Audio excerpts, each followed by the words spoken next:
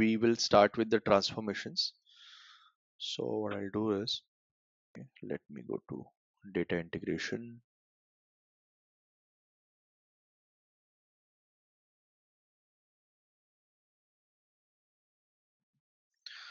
So I'll create a new mapping.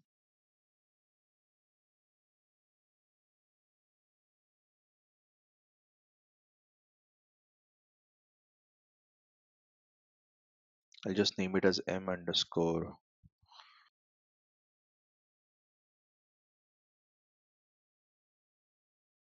and then I will select the source as, I'll select the Oracle connection. Okay, I'll keep it as single object,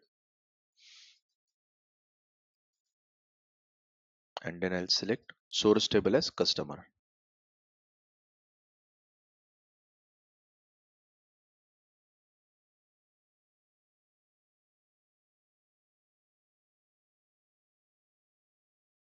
Okay, then we'll use very basic transformation, which is expression. So now, as we discussed in the initial sessions, right, that you must be knowing all these transformations. So we just need to know like how to kind of have them in a mapping and how to configure them. So that is gonna be the idea behind it. So now after my source transformation, so if you see, there is a bulb icon over here, right, on the connector arrow, right, and then over over here there is a bulb icon which is on, right. So this will give us, a list of transformation which we can add in between. So here, either I can add transformations like from left hand side, I can drag and drop over here, or I can just click on this bulb sign and then I can select it. So if I want to have expression, I'll click on that, and then it will be added between my source and target. So now Okay. in the expression transformation, if I click, right, I'll see the Mhm. properties. So in the general, I can just rename my expression as exp underscore, say for example, defaults. Mm. I'm gonna default some values. So if I go to the incoming fields, right, and if I expand this, I'll again see all the fields which are coming from my source transformation, right, all the columns. Okay. Then if I go to the expression tab of this, right, currently there are no expressions. So I'll click on this plus sign to add some more ports, and I can name these ports as O underscore or exp underscore whatever. So I'll say exp underscore, say for example, full name, because my source is having first name, last name, and the target which I'm going to have is the customer orders where I will need the full name, right? So I'll create this port. I'll create this as a string, and then I'll provide precision as 50, and then click OK. So this port is added. Again, I can default some ports. So this field type, right, it could be output field or a variable field. Okay, just like Power Center. So here I'll select exp created by. Again, this would be string. Let's say 20 characters, and then I'll add one more as output exp created date, Create and then this will select as date the time. date. Okay, so this is how we have added the fields. Now I'll configure and then I'll add the logic to every field, right? So if I click on configure, right? So this is my full name. So I need to just concatenate, right? So what I'll do is like I'll say first name concatenation. Here we have, okay, here we have configured the full name, right? So either we can have this kind of a syntax, okay, or again I can toggle this user defined function, right? I can toggle to built-in functions, and then I can use this concat function as well. So this is kind of a predefined syntax, right? And then you can just replace string one, string two with first name, last name, right? So we can use these built-in functions as well, or we can have our own syntax. So this syntax again will be common to what we had in Power Center. This is like more over kind of SQL syntax. Okay. Now for created by, let me hard code this created by as in the single quotes. I'll say ETL developer, click validate. This is valid. Same goes for sysdate. I'll say created and I can say sysdate validate. This is also valid. Okay. Now next I do have filter transformation, right? So let's see how to configure that. I will go to again incoming fields. I'll see now if you see over here, right, in the filters incoming fields, you will see fields coming from your source, which is customer. If I just arrange by origin, right, then these are the fields coming from your source transformation, and these three are coming from your expression. Okay. And then if you go to filter tab, here you will be able to provide the filter condition. Your filter condition could be simple, advanced, or completely parameterized type. Okay. When I say simple condition, then I can click on this plus sign, select the field on which you want to have a filter. Maybe again customer ID, I will say greater than 102. Okay. Again, if I want to add something like email ID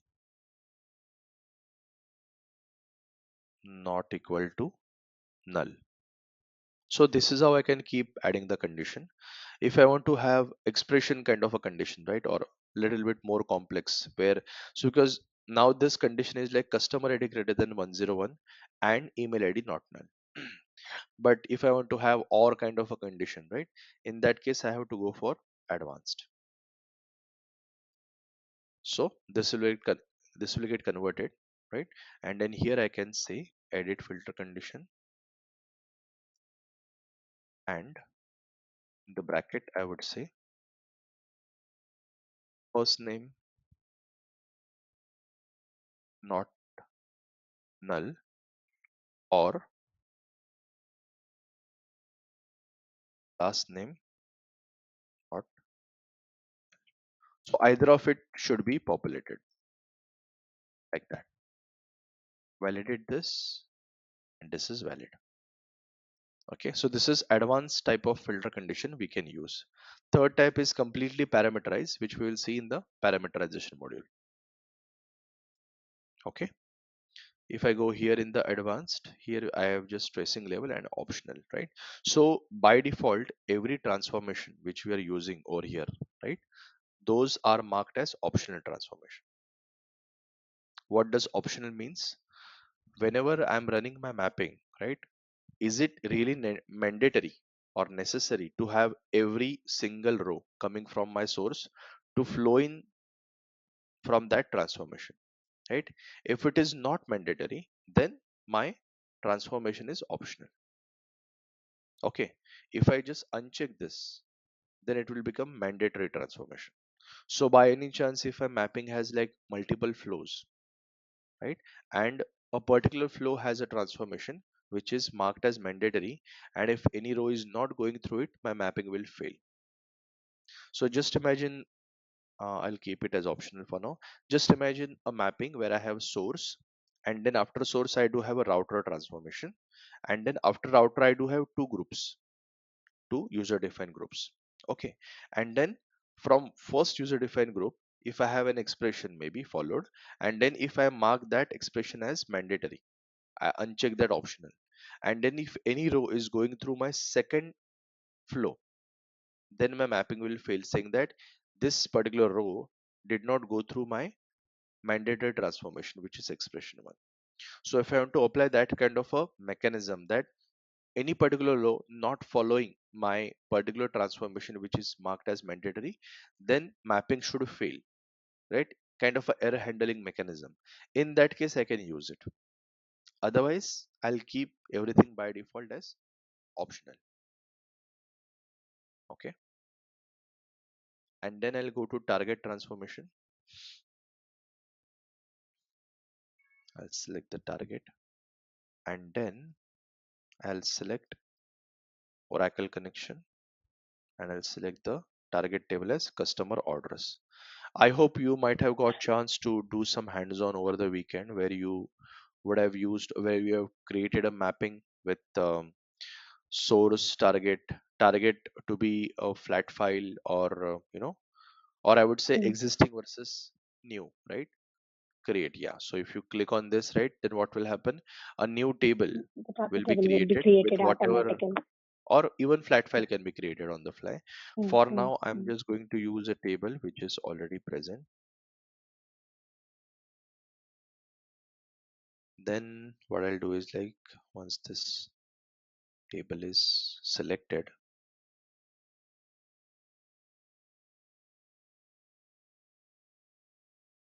okay, let me just save it.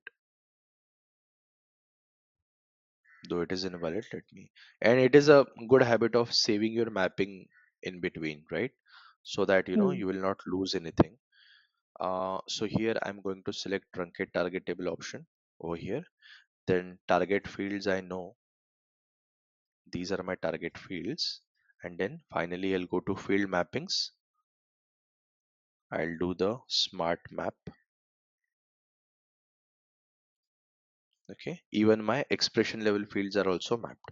EXP full name, EXP created by, EXP created date. These are also mapped. Right? And the fields like, oh, did I deselect phone number? I think I did, right? So that is why it you is not did. flowing. So order ID and all are not coming, right? So maybe next time Mm, whenever I'll use lookup, right? I'll do a lookup on my order table, right? Maybe mm, I'll modify the mm, same mapping and I'll just have a lookup on orders, and then we can pull the order ID. That way we can do. mm, Okay. And then for now I'm good. So I'll just save this. mm, Now it is valid because even if I say, mapped a single field at least, right? It will be still valid. mm, Now, this mapping I have created, I can easily execute this, or I can create a mapping task on top of it, right? So for now, I'll just mm, execute this. Whenever I execute a individual mapping, it will always ask me for runtime environment. So I'll select that and then I'll click run.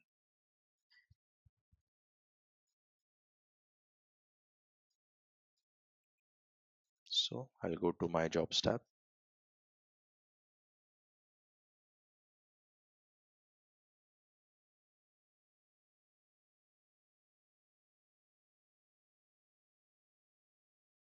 So any ETL job like mapping or application task, when we create for first time and then we run it for first time, it will take a bit of time, right? And then from next time onwards it will be real quick. So now here I can see that I brought 5 rows from my source and 3 rows got pushed to my target. Okay, because I target. had some Mm, filters that filter. greater than Mm, 102, so couple of rows got mm, filtered out. yeah. Okay, Yeah. now if I go to my database, like if I say select star from customer orders, let's see if I have like 3 rows because I truncated this, right, target table. Yes, I do have 3 rows starting from 103, which is as per my filter condition. Then if I go to some defaulted fields created by is ETL developer, as I have hard coded that in the expression, I can even see today's date, right? And then where is my full name? Full name is also there, like concatenation of first name and last name. So this is working as expected. So Mm, this is how we used expression and filter for this, right? Now what we can do is, like, whatever we have like very simple transformations, right? We can discuss very simple, very basic transformations one by one. We can add them, and then accordingly we can just